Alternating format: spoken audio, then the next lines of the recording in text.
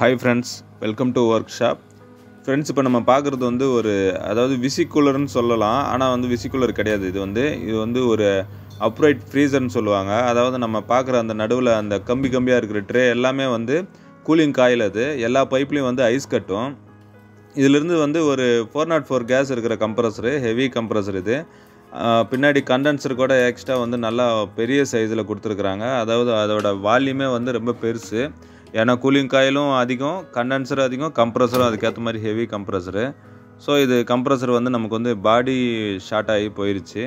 அதாவது 3 பின்னுக்குமே வந்து ஷார்ட் ஆகி பாடிக்கு வந்திருக்குது. ஸோ நம்ம என்ன பண்ணுறோம் அப்படின்னா, இந்த கம்ப்ரஸரை வந்து நம்ம ரிமூவ் பண்ணிவிட்டு இதை வந்து ஒரு ஃப்ரீசிங் கண்டிஷனுக்கு இல்லாமல், அதாவது நான் நார்மலாக ஒரு விசிகுலர் மாதிரி நம்ம ரெடி பண்ண போகிறோம்.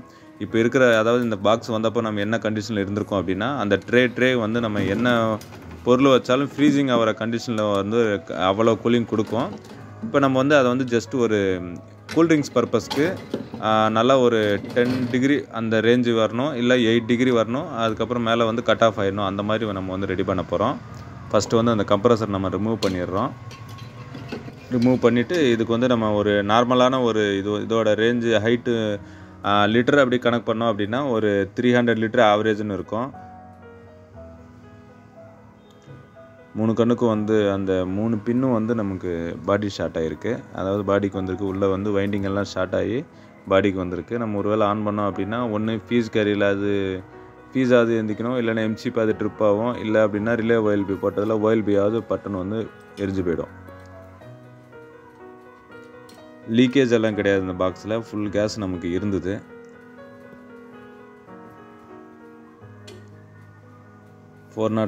அது வந்து கொஞ்சம் ப்ரெஷர் வந்து நமக்கு கொஞ்சம் அதிகமாக வைக்கிற மாதிரி இருக்கும். ஸோ அதுக்கேற்ற மாதிரி உள்ளே வந்து நிறையா கேஸ் எடுத்துருந்துருக்கும். கண்டென்சரும் நமக்கு ரொம்ப பெருசு.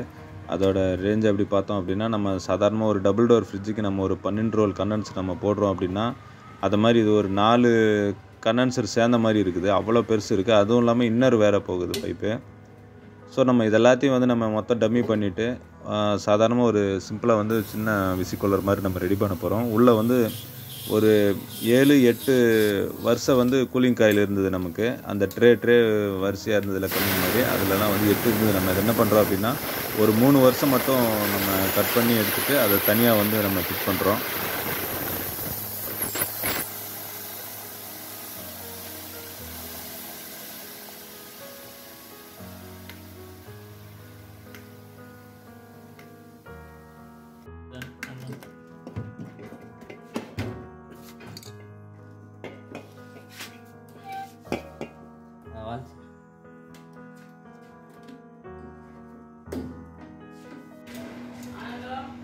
ஃபேனு கூட ஸ்டெக்காக இருந்தது. நம்ம கட் பண்ணி அதை ரெடி பண்ணி போட்டாச்சு.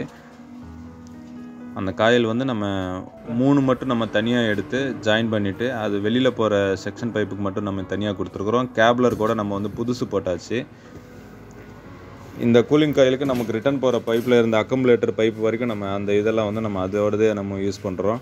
கீழே உள்ளதெல்லாம் வந்து நம்ம இதுக்கு மேலே கூலிங் காயிலாக யூஸ் பண்ணாமல் ஜஸ்ட் ஒரு ரேக்குன்ற கணக்குக்கு நம்ம வந்து அதை செட் பண்ணி ரெடி பண்ண போகிறோம்.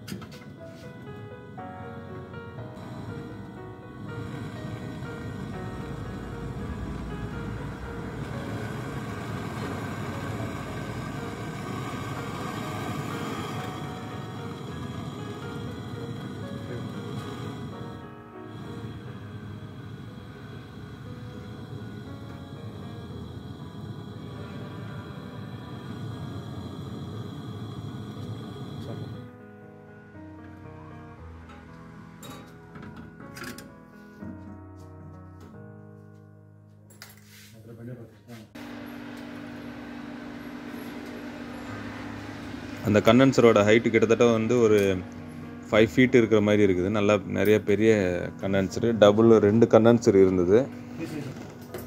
நம்ம இப்போ இதுக்கு போடுறது வந்து சாதாரண ஒரு 12 ரோல் கண்டென்சர். அந்த கண்டென்சர் நம்ம ஃபிட் பண்ணிவிட்டு அதோட கம்ப்ரஸர் ரேஞ்சு வந்து நம்ம கம்மி பண்ணுறோம். அதாவது ஒரு டபுள் டோர் ஃப்ரிட்ஜு 250 லிட்டர் ஃப்ரிட்ஜுக்கு வர்ற கண்டென்சரு கம்ப்ரஸர் கணக்கு. அதாவது ஒரு எல்ஜி MA53 வந்து நம்ம அதில் செட் பண்ணிவிட்டு அந்த கண்டென்சர் ரேஞ்சும் கம்மி பண்ணுறோம், உள்ள கூலிங் காயிலோட ரேஞ்சும் கம்மி பண்ணுறோம். அந்த கூலிங் காயில் வந்து நம்ம மேலே மட்டும் அந்த 3 லைன் நமக்கு ஐஸ் கட்டுறப்போ அந்த ஃபேன் வந்து ஃப்ரண்ட்டு இருந்து ஏர் வாங்கி நமக்கு கீழே அப்படியே ரொட்டேஷன் பண்ணும். அப்போ வந்து நமக்கு வந்து பக்காவாக கூலிங் வரும்.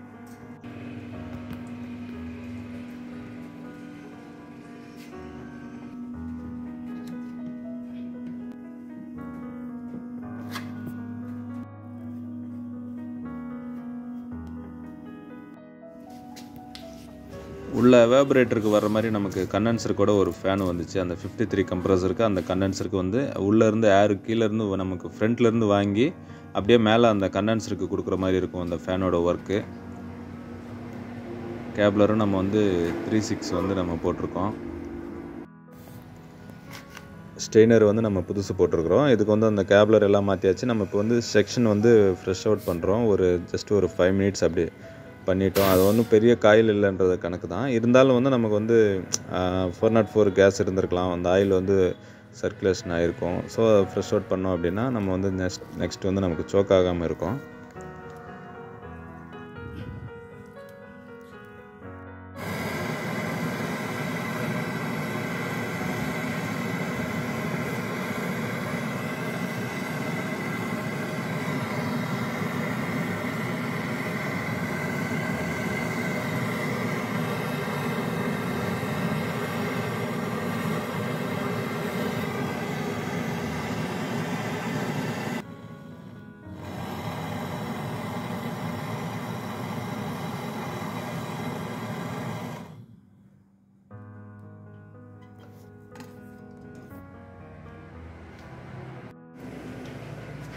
வேக்யூம் வந்து ஒரு 10 மினிட்ஸ் வந்து வேக்யூம் வச்சுருக்குறோம். அதுக்கப்புறம் வந்து நம்ம வந்து கேஸ் சார்ஜிங் பண்ண போகிறோம். இதுக்கு வந்து 134 கேஸ் தான். நம்ம சாதாரண 53 எல்ஜி 53 கம்ப்ரஸர் தான். 3 காயில் மட்டும் நம்ம செட் பண்ணியிருக்கோம்.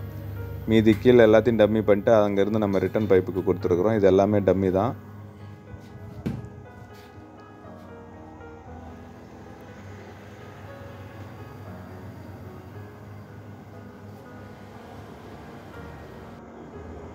கேஸ் சார்ஜிங்னால் இதுக்கு ஒரு 10 PSA அந்த ரேஞ்சு வச்சோன்னா நமக்கு வந்து மேலே அந்த ஃபஸ்ட்டு ட்ரே வந்து ஐஸ் கட்டிடுச்சு.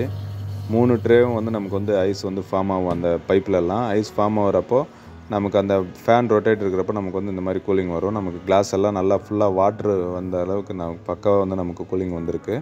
நம்ம டோர் திறந்த உடனே அந்த ஐஸ் வந்து கொஞ்சம் மெல்ட் ஆகும். மேலே நமக்கு பைப்பெல்லாம் ஐஸ் வந்துருச்சு. நமக்கு டெம்பரேச்சர் வந்து நமக்கு பாக்ஸ்க்குள்ளே எவ்வளோ வருதுன்னு சொல்லிட்டு நம்ம வந்து செக் பண்ணிவிட்டு நம்ம வந்து சேலுக்கு கொடுக்குறது நல்லாயிருக்கும். ஸோ நம்ம வந்து நெக்ஸ்ட் டே வந்து அந்த சப்ஜீரோ வச்சு நம்ம வந்து செக் பண்ணுறோம். ஃபஸ்ட்டு வந்து பாடி வந்து ஒரு 22-23 இருந்தது ரூம் டெம்பரேச்சர். அதுக்கு நம்ம கண்டினியூவாக ரன்னிங்கில் விட்டுருந்தோம். ஒரு 20 மினிட்ஸ் மேலே நம்ம விட்டப்போ உள்ளே வந்து ஒரு கிட்டத்தட்ட வந்து 8 டிகிரி வரைக்கும் வந்துச்சு. அதுக்கப்புறம் வந்து நமக்கு கட் ஆஃப் ஆச்சு. பக்காவாக வந்து அதோட ரேஞ்சுக்கு நமக்கு வந்து பாக்ஸ் நீட்டாக ரெடி ஆயிடுச்சு நமக்கு சேலுக்கு.